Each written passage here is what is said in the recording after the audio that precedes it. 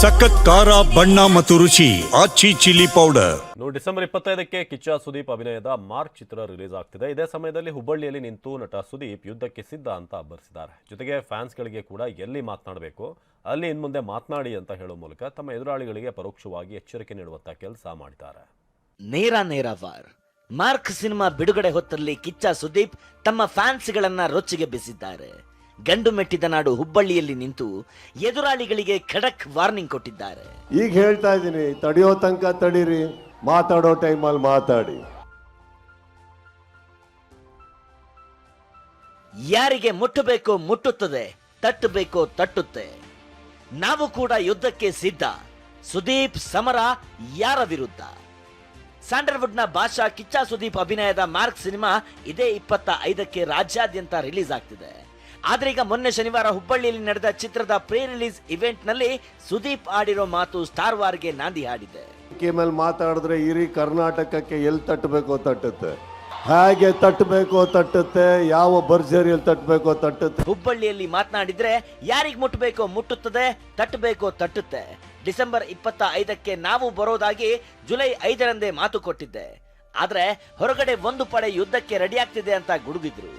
25ಕ್ಕೆ ಥಿಯೇಟ್ರಲ್ಲಿ ಒಂದು ಸಿನಿಮಾ ಬಿಡುಗಡೆ ಆಗುತ್ತೆ, ಆದರೆ ಹೊರಗಡೆ ಒಂದು ಪಡೆ ಯುದ್ಧಕ್ಕೆ ರೆಡಿ ಆಗ್ತಾ ಇದೆ. ಈ ವೇದಿಕೆ ಮೇಲಿಂದ ಹೇಳ್ತಾ ಇದ್ದೀನಿ, ಯುದ್ಧಕ್ಕೆ ಸಿದ್ಧ.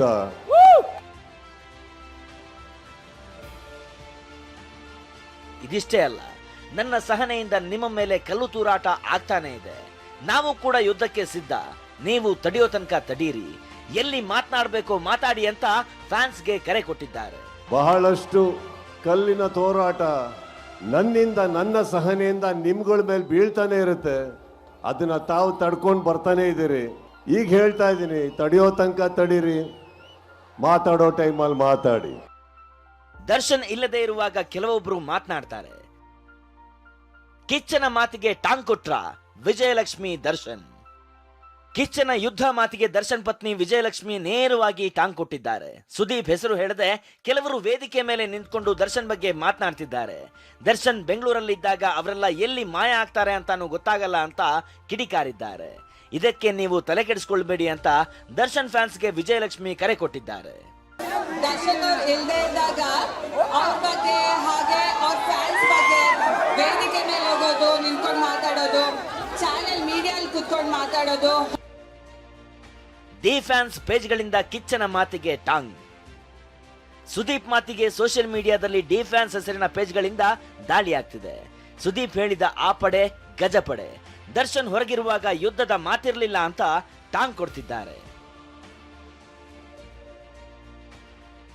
ಇನ್ನೊಂದೆಡೆ ದರ್ಶನ್ ಬಲಗೈ ಬಂಟ ಧನ್ವೀರ್ ಗೌಡ ಕಾಡಿನಲ್ಲಿ ಎಲ್ಲಾ ಪ್ರಾಣಿಗಳು ಇರುತ್ತವೆ, ಆದ್ರೆ ಸಿಂಹನೇ ರಾಜ ಅಂತ ಇನ್ಸ್ಟಾದಲ್ಲಿ ದರ್ಶನ್ ಜೊತೆಗಿರೋ ಫೋಟೋ ಹಾಕಿ ಎದುರಾಳಿಗಳಿಗೆ ಟಾಂಗ್ ಕೊಟ್ಟಿದ್ದಾರೆ. ಒಟ್ನಲ್ಲಿ ಮಾರ್ಕ್ ಸಿನಿಮಾ ಬಿಡುಗಡೆಯ ವೇಳೆ ಸುದೀಪ್ ಆಡಿರುವ ಮಾತು ಚರ್ಚೆ ಜೊತೆಗೆ ಕಿಚ್ಚು ಹೊತ್ತಿಸಿದೆ. ಇದು ಎಲ್ಲಿಗೆ ಮುಟ್ಟುತ್ತೆ ನೋಡ್ಬೇಕು.